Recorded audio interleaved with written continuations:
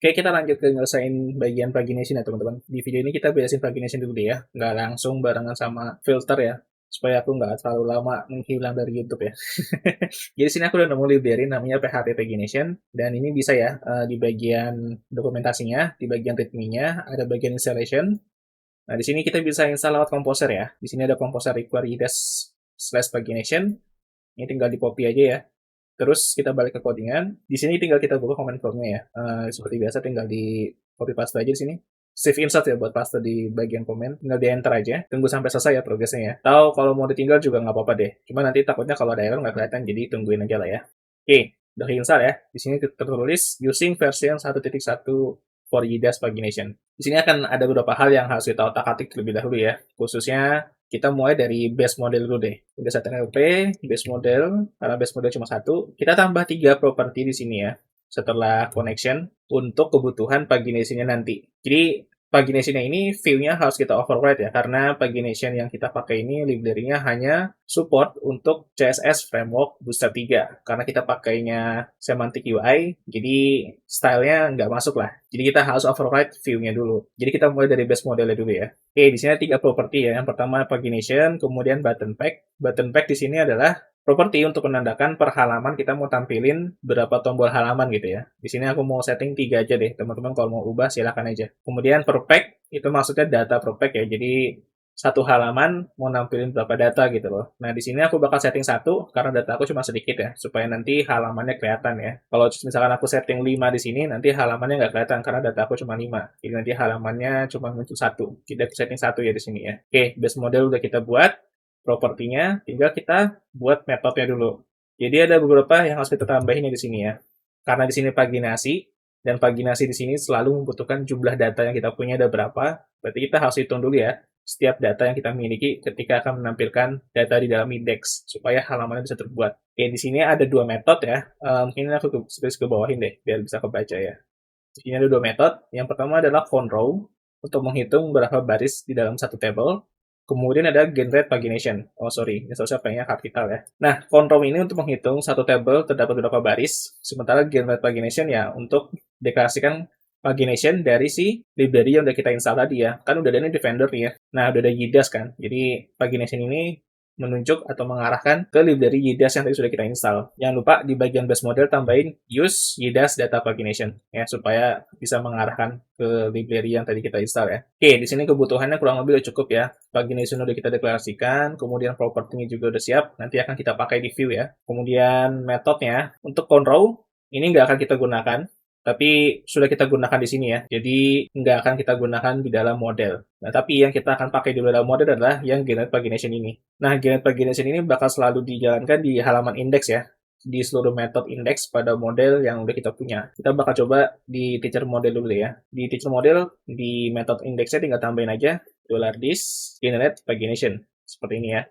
Karena semua model kan extend ke base model ya, jadi bisa ya mengakses generate pagination dari parentnya ya. Soalnya teman-teman udah nggak bingung lah untuk hal permasalahan ini ya. Untuk generate pagination udah dijalankan, tinggal kita ke bagian view-nya. Karena kita di sini otak-atik teacher model ya, berarti yang kita pakai di sini teacher bagian index. Nah, di sini aku tambahin setelah table ya. Aku bikin pagination-nya setelah table. Nah, oke, ini udah aku buat. Teman-teman bisa lihat ya di sini bagian view-nya.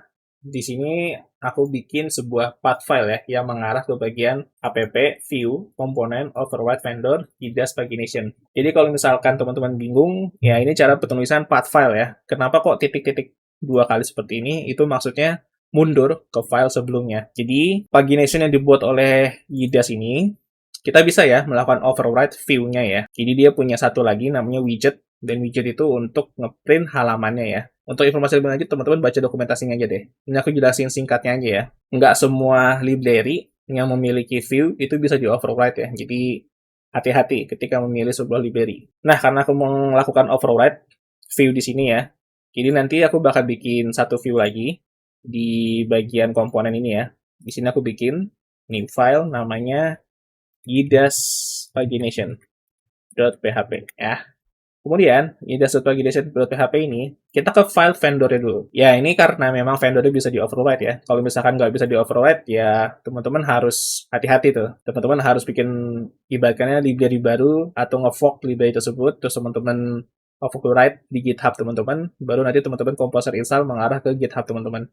Ya, kurang lebih untuk melakukan override vendor atau library pada PHP, kurang lebih seperti itu ya. Kemudian ke bagian IDAS, kemudian bagian SRC, di bagian widgets, bagian view, di sini kita pakai yang simple ya. Karena kalau pakai yang bootstrap nanti banyak banget yang harus diubah. Jadi yang simple tinggal di select all, di copy aja, pindahin ke IDAS pagination ya, seperti itu. Atau kalau teman-teman ngerasa bingung, karena ini kan bagian front end ya jatuhnya ya, teman-teman bisa cek bagian deskripsi aja lah. Nanti IDAS pagination teman-teman tinggal download, nanti tinggal dipaste aja di komponen. Ini untuk IDAS pagination udah selesai.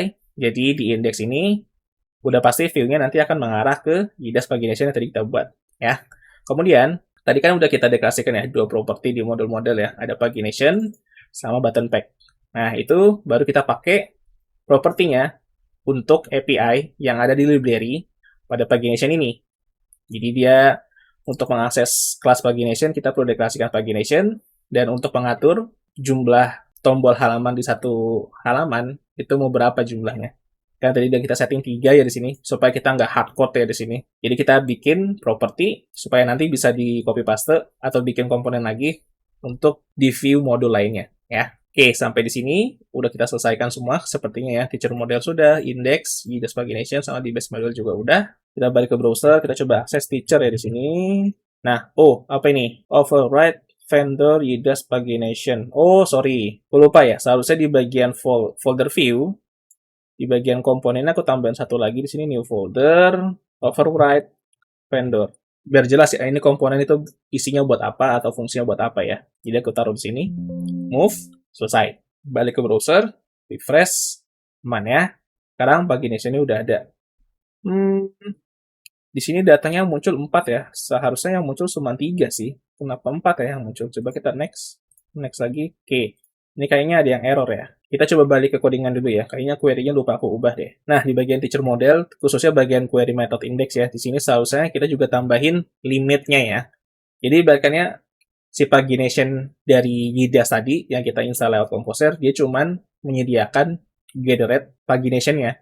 Dia nggak otak-atik query yang kita punya gitu loh. Jadi kita harus tambahin limit sendiri di query-nya ya. Oke, ini udah aku tambahin ya untuk query limitnya ya. Nah, di sini ada offset, di sini juga ada limit ya. Mungkin teman-teman bingung ya, this pagination offset sama limit ini dari mana. Jadi, pada dasarnya, ketika kita melakukan gathered pagination, kita balik ke base model ya.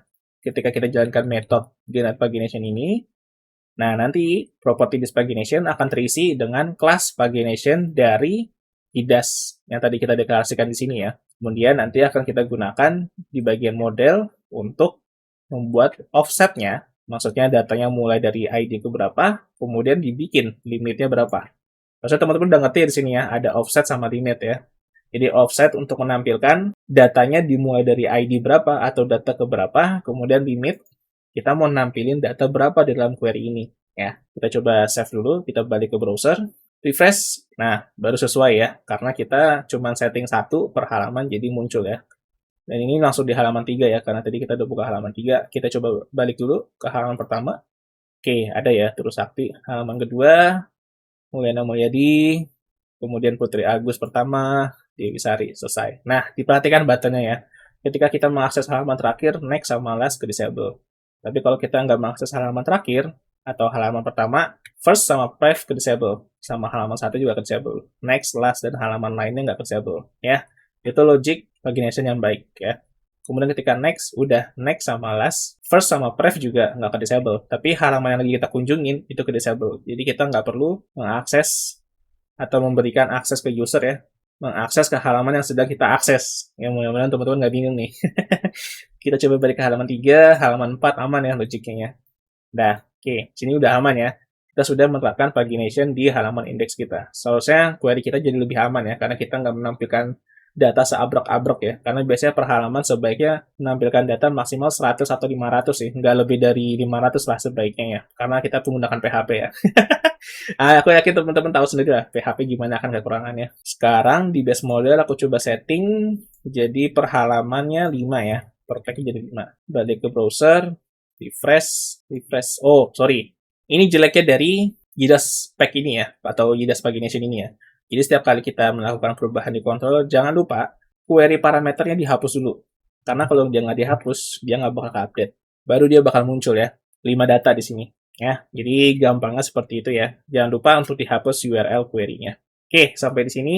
Mudah-mudahan teman-teman nggak bingung ya terkait penggunaan Pagination ini ya. Pada dasarnya di sini aku udah bisa lancar karena aku udah baca-baca dulu di dokumentasinya ya. Jadi kemarin seharian aku coba pelajarin Pagination ini seperti apa. Dan teman-teman bisa juga kunjungin websitenya atau GitHub-nya. Ada di bagian deskripsi ya, tinggal teman-teman kunjungin. Tinggal dibaca aja readme-nya, dipahami, dan mudah-mudahan sih nggak bingung ya. Karena di sini ada bagian code igniter, kemudian ada bagian YII juga. Ya, tuh, referensi YII PHP Framework. Jadi teman-teman nggak usah bingung. Yang jelas, hampir semua library PHP yang memang nggak dibikin spesifik ya, untuk satu framework atau framework tertentu, pasti bisa diimplementasikan ke PHP OOP atau PHP natif ya. Jadi sekian dulu untuk PHP Pagination. Satu PR kita udah selesai, tinggal PR yang lainnya ya. Kita lanjut selesaikan PR-nya di OVA selanjutnya.